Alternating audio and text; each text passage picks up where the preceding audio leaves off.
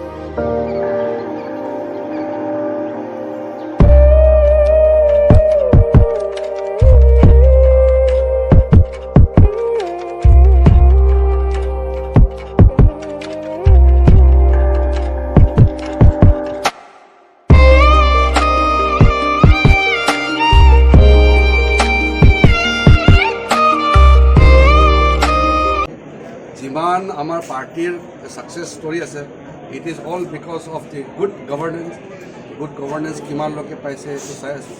আৰু next election 2023 নিৰ্বাচনত নগাঁও সমষ্টি বিজেপি জিকিবই লাগিব। এইটো আপোনাবিলাকে সহায় কৰিব লাগে, মিডিয়া, পাব্লিক চবেই, কাৰণ ইয়াত বিজেপি MP নাপালে চবৰ কাৰণে লোকচান হয়। সেইটো কাৰণে মই কষ্ট কৰি আছোঁ, আমাৰ চব পাৰ্টি মিলি কাম কৰিছে।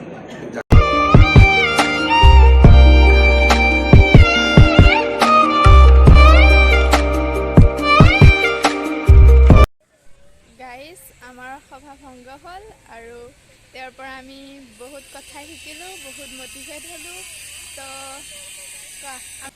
আমাৰ ওচৰত আহিছিলে ছাৰজন, চ' আমি ছাৰজনৰ পৰা বহুত কথা শিকিলোঁ, বহুত কথা জানিবও পাৰিছোঁ।